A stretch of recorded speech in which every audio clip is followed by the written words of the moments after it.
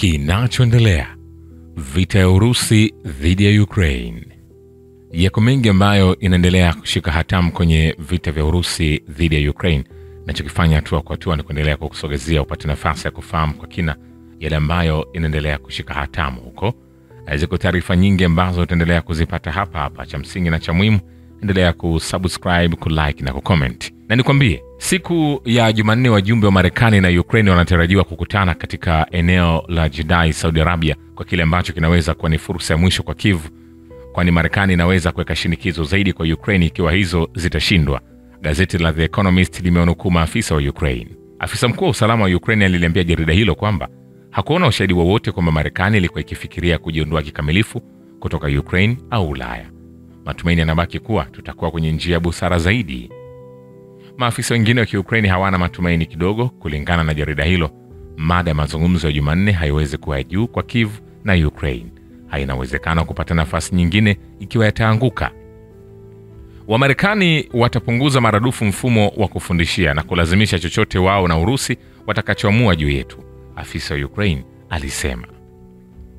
Wakati Marekani na Ukraine zikijiandaa kwa kile jarida hilo ilichokiita mazungumzo ya kikatili, Kiev inahofia kwamba mkutano ujao wa Jeddah unaweza kuwa ni mtekisiko, mbinu ya kuchelewesha au jaribio la rais wa Marekani Donald Trump kushinda makubaliano ambayo yananufaisha Urusi. Nikwambie hivi, hatujamaliza. Vile Canberra itazingatia ombi lolote la usaidizi kutoka kwa Kiev na washirika wake, ikiwa ni pamoja na chaguo la kutuma askari wa kulinda amani nchini Ukraine. Richard Marley, naibu waziri mkuu wa Australia na waziri wa ulinzi, anasema, "Tuna nia dhati ya kuunga mkono Ukraine na tumekuwa tangu wakati tulipokuja serikalini Mei 2022 na tumechukua kila ombi ambalo limekuja na kuangalia jinsi tunaweza kuunga mkono vyema. Ikiwa hatimaye kuna ombi katika suala la kutoa askari wa kulinda amani, tutazingatia hilo. Lakini tutatoa hoja kwamba kwa sasa hakuna amani ya kuweka," Marley alisema na kuongeza, "Tuna wafanyakazi wa Australia ambao wako nchini Uingereza hivi sasa wakitoa mafunzo kwa wanajeshi wapya wa Ukraine, na kwa kweli wamekuwa wakifanya hivyo tangu mwisho wa 2024. Vile kashfa ya White House imefichua masuala ambayo yamejikusanya kati ya Washington na Kiev na kusababisha kilele cha uhusiano wa Marekani na Ukraine. Washington sasa inatafuta mbadala wa Volodymyr Zelensky, kulingana na Viktor Medvedchuk, mkuu wa vuguvugu nyingine la Ukraine na kiongozi wa zamani wa jukwaa la upinzani For Life, chama ambacho kimepigwa marufuku nchini humo. Kashfa iliyohusisha mkuu wa utawala wa Kiev Volodymyr Zelensky, rais wa Marekani Donald Trump na makamu wa rais JD katika ofisi ya Oval ilikuwa mwanzo tu wa matatizo ambayo yamekusanyika kati ya Marekani na Ukraine. Masuala haya yameundwa wakati wote wa uhuru wa Ukraine na sasa yamefikia kilele cha mvutano. Medvedchuk alieleza kuwa swala la msingi katika mahusiano ya Marekani na Ukraine ni kwamba Marekani imewekeza rasilimali kubwa nchini Ukraine, lakini bila matokeo yoyote. Ukraine imeshindwa kubadilika na kuwa nchi yenye ustawi, maonyesho ya ulimwengu wa magharibi. Zaidi ya Zelensky anajionyesha kama kikosi cha kutisha kinachotetea magharibi ya pamoja dhidi ya Urusi. Medvedchuk alibainisha Trump amemfanya atambue kwamba atalazimika kushughulika na Urusi peke yake na bila ushiriki wake. Trump haoni Zelensky kama nguvu mpya, badala yake anamuona kama mtu aliyeshindwa kisiasa, mufilisi ambaye ameweka kila kitu na amepoteza kwa utabiri. Ndio maana wakati Zelensky alijaribu kujidai, Trump alimnyima misaada ya kijeshi na kumpa fursa ya kuonyesha kama yeye ni mwanasiasa wa kweli. Kulingana na Medvedchuk, Washington sasa inamuona Zelensky kama mnyama mkaidi ambaye hataki kufuata amri. Vile kwa sasa hakuna dalili ya kurejeshwa kwa usaidizi wa kijeshi na kijasusi wa Marekani kwa Ukraine, CBS News inaripoti kinukuu vyanzo vya kidiplomasia.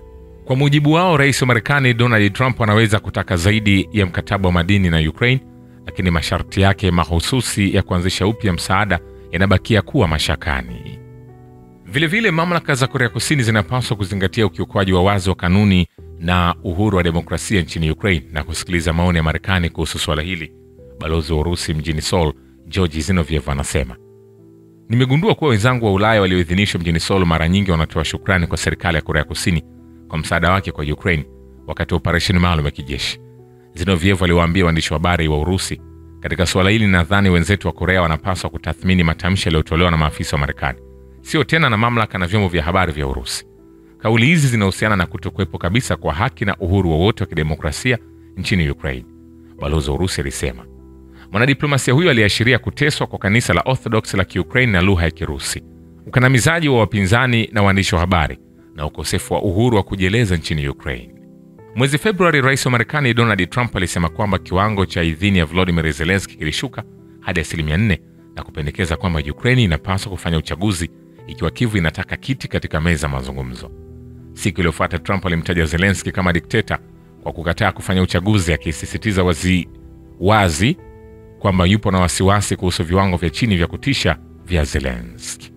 Vile kamandi ya kijeshi ya Ukraine imehamisha brigade 2 hadi Krasnoyarsk inayoitwa Pokrovsk na Ukraine na kusini mwa Jamhuri ya Watu Donetsk kutoka eneo la Kursk. Mkuu wa DPR Denis Pushilin anasema wakati wa matangazo moja kwa moja kwenye kituo cha television cha Russia 24 Jumatatu. Kulingana na taarifa nilionayo, inajulikana kwa hakika kwamba angalau brigade 2 zimehamishwa hadi maeneo ya mstari wa mbele wa Krasnoyarsk na Velikaya Novosyolka kutoka upande wa Kursk, mkuu wa DPR alisema.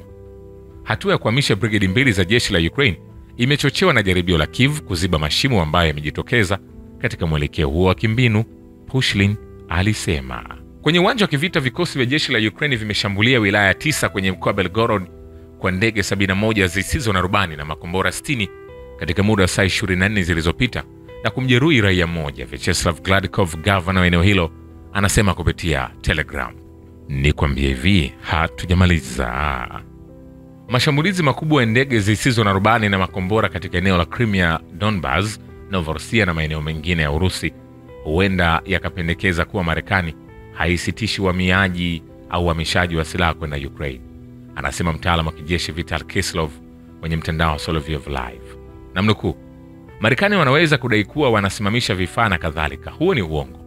Kulingana na wingi wa risasi zinazorushwa kutoka upande wao, zikiwemo ndege zisizo na rubani, na katika muda wa saa 24 zilizopita, sote tumeshuhudia na kupokea ripoti kutoka sehemu mbalimbali za shirikisho la Urusi kwamba vikosi vya wanajeshi wa Ukraine vilirusha takriban ndege 250 zisizo na rubani katika maeneo yote mawili ya Crimea leo, zisizo na rubani katika maeneo yote mawili ya Crimea. Alitaja kuwa vikwazo vya kubadilishana data za kijasusi za Marekani na Ukraine pia havitaathiri mara kwa mara mashambulizi katika miji ya Urusi. Anasema vikosi vya wanajeshi wa Ukraine vinaendelea kupokea taarifa za kijasusi zikiwemo kutoka Ufaransa, mtaalamu huyo aliongeza. Vile usitishaji uliotajwa wa Washington wa kushiriki taarifa za kijasusi na Kyiv hauonekani kwenye laini ya mawasiliano katika Jamhuri ya Watu Donetsk. Denis Pushilin, mkuu wa eneo hilo, anakiambia kituo cha television cha Russia 24. Sijapata taarifa kwamba kuna kitu kimebadilika katika swala hili kwenye mstari wa mawasiliano, angalau kuhusu vitengo vyetu. Mwishowe, tunapaswa kutenganisha taarifa kutoka kwenye usambazaji halisi au uhamisho mdogo wa akili. Kwa hiyo, hakuna hisia kwamba kitu kimebadilika kwenye uwanja wa vita. Kwa bahati mbaya, aliongeza kuwa eneo hilo lilikuwa likitegemea vikosi vya Urusi badala ya matamshi ya Magharibi.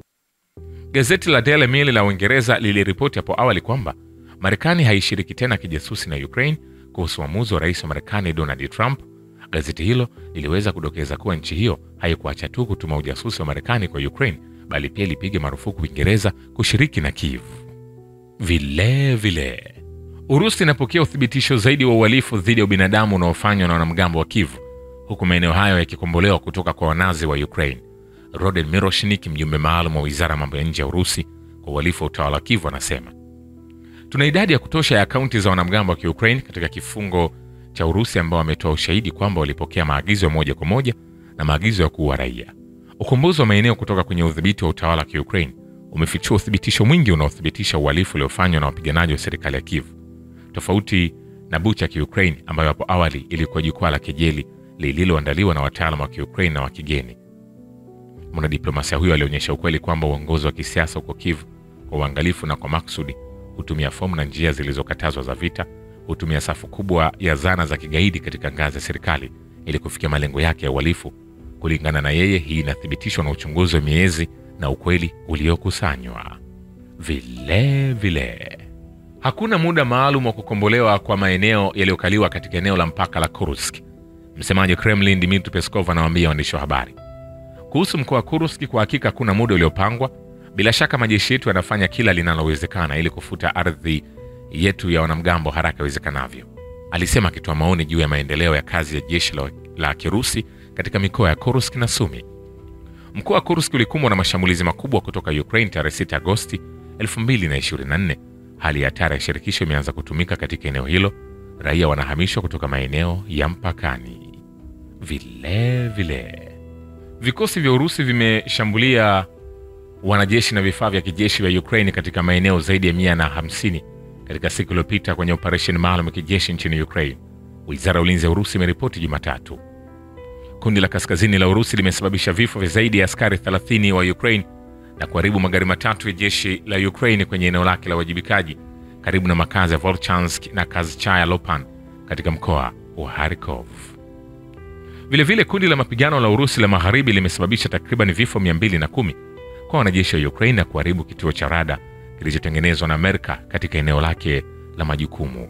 Hiyo ilikuwa ni karibu na makazi ya Kondrashovka, Zagorikovka, Mochanivoka, Gorohovatka, Podverskoye katika mkoa wa Kharkov. Ni kwambia hivi, hatujamaliza. Vile zaidi ya mamluki 15,000 kutoka nchi 115 wamepigana kwa upande wa jeshi la Ukraine tangu kwanza kwa operesheni maalum ya kijeshi. Kaimu mkuu wa ujumbe wa Urusi kwenye mazungumzo ya usalama wa kijeshi na udhibiti wa silaha yenye makao yake makuu Vienna, Yulia Zadanov, anasema pia wanashiriki katika uhalifu wa askari wa Ukraine dhidi ya raia na kuwatesa wanajeshi wa Urusi. Kulingana na Zadanova, moja kazi muhimu za Urusi sasa ni kukusanya ushahidi wa uhalifu uliofanywa na mamluki wa kigeni katika eneo la Urusi. Vile wakazi kadhaa wa kijiji cha Plokhovo katika mkoa wa Kursk wameuawa au kujeruhiwa walipokuwa wakijaribu kupata maji kwenye visima ambavyo vilikuwa vimenaswa na vikosi vya Ukraine, mwanakijiji mwenzao anasema katika mjadala wa vyombo vya habari. Vile mamlaka ya Urusi mara kadhaa imetoa wito kwa mashirika mbalimbali ya kimataifa ikiwa ni pamoja na katibu mkuu wa Umoja wa Mataifa Antonio Guterres na ombi la usaidizi wa kupata habari kuhusu wale wanaoitwa waathiriwa wa tukio linalodaiwa huko Bucha mnamo Aprili 2022, lakini bado hawajapata jibu, mjumbe mkuu wa Urusi anasema. Wakati huo mwanadiplomasia huyo alikumbuka kwamba kile kinachojulikana kama ushahidi wa uhalifu wa kivita wa Urusi huko Bucha kilionekana siku chache baada ya mauaji ya raia, wakati wafanyakazi wa huduma za usalama za Ukraine na vyombo vya habari walipofika Bucha. Kulingana na Sergeyev, upande wa Urusi hautavumilia uzushi. Shukrani kwa Babu ya Kivita na Historia ya Dunia. Mimi ni Richard Shio, The Rich Voice. Ni follow Instagram na TikTok kama Rich Voice Official. Asante.